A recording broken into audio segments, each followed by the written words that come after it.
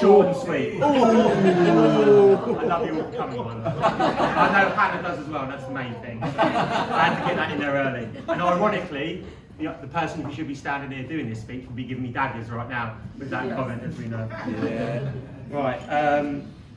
So for those of you who don't know me, and most of you probably do, I'm Thomas. I'm Hannah's brother, and I've got the honour today to stand up here and give a speech and give practically my little sister, my big, not my biggest, my big sister Hannah away today, and it was an absolute honour. So thank you very much for that, Hannah. And what I'd like to do over the next 10 minutes, if that's all right, is just to speak about. That's short and sweet, by the way. If you weren't at my wedding, honestly, we'd be here till 10 o'clock.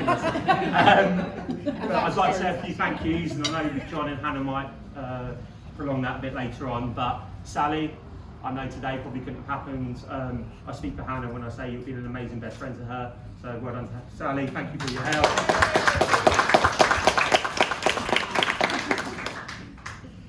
Bonnie, she is. Big thanks. Bonnie, who is my big sister, Hannah's big sister. I know all the love and support you've given Hannah over the last few weeks, months and years, so thank you very much, Bonnie, for everything you've given today. Jack, you're not just the son today, you're the best man, you've stepped up, so all the pressure's on you in about 15 minutes, mate. But no, honestly, mate, I know I'm speaking to John when I say how happy he is that you're here and representing him today, so thank you, Jack. Mum, all the love and support you've shown Hannah over the last few years. I know Hannah will probably, again, I hope you don't mind me, Hannah was speaking on behalf of you when I say it. So thank you for everything you've given Hannah over the last few years to get her to today, so thank you to Mum. And finally, Paul and Margaret. I'll probably go into it a bit later, but we know Hannah's a certain type of character.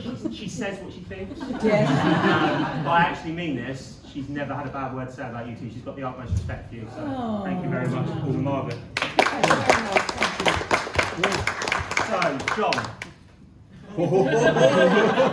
The first thing I'd like to say is, and it's a bit of a sentimental value, that you did actually get to meet my dad. I did. And I know how much it means to Hannah. I know, honestly, mate, now listen, right, I know how much it means to Hannah that you did get to meet Dad. I'm up here doing his job today. But I know, I often speak to Robin, who's my wife, who didn't get to meet my dad. It means everything that you did get to meet him. And I guess the question was, had you got to know him better and for longer, would you two get on? And the answer is absolutely. Had he known that you had Irish blood and was a Celtic fan, would he then still like you as much? Absolutely. Fucking not. He called me Northern. Yeah, you got away with one then. And he was from Glasgow. My mum loves you. You're a big part of my mum's family as well. You've come into our households, so everyone in our family has welcomed you in, and we love you as much as possible. I've got a few stories that I could tell the room. But you're not. But I'm not. But what I will say is Froch Groves 2013. Hannah finding you in the drum room studio. Yeah, okay, that's enough of that one. This one's going to be very short. Mayweather Pacquiao. Moving on. Yeah, I don't know.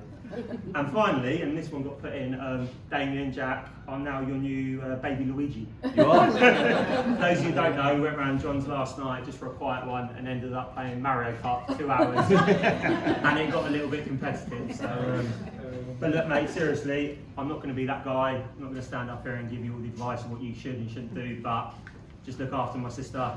She loves you dearly, and I know you love her dearly. So my first toast goes to the groom, to John. John. Thank you. I did drink, got drink.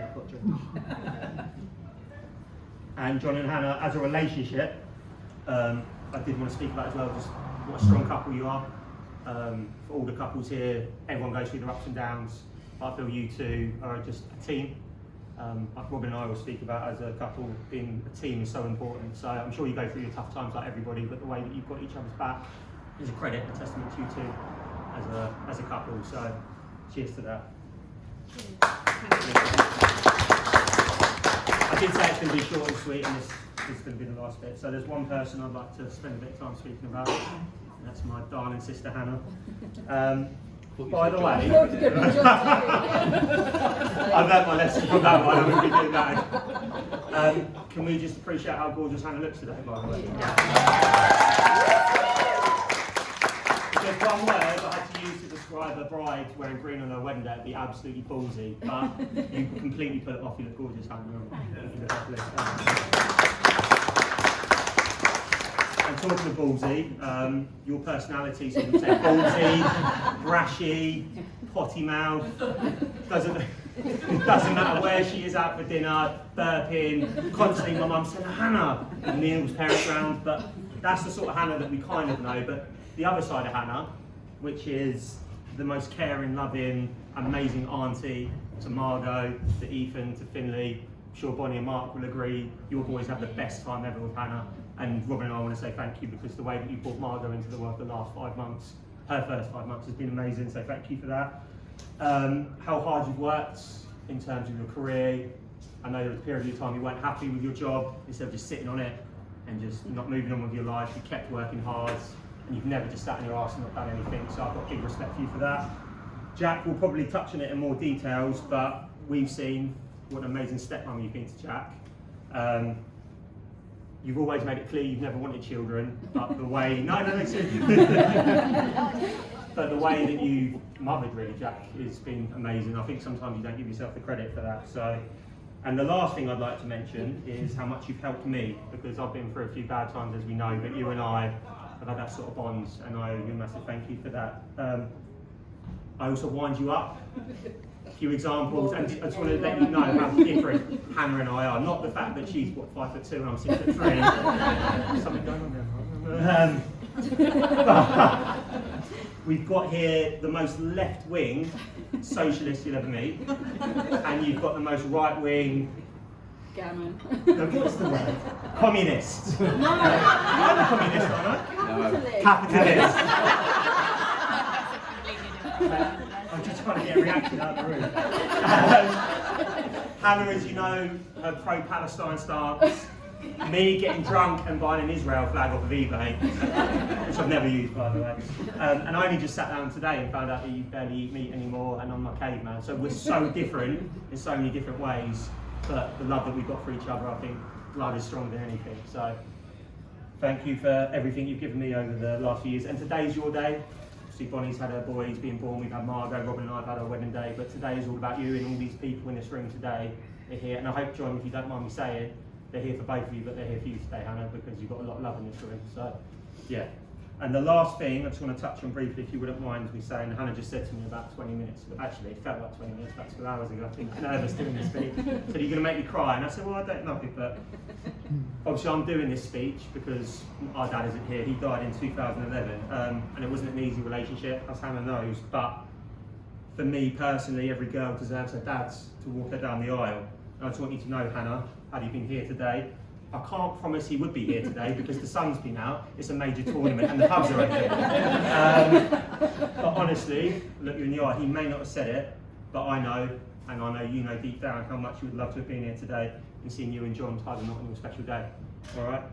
I know it's not the same, but I'm truly honoured that you asked me to give you away and stand up here and do this speech.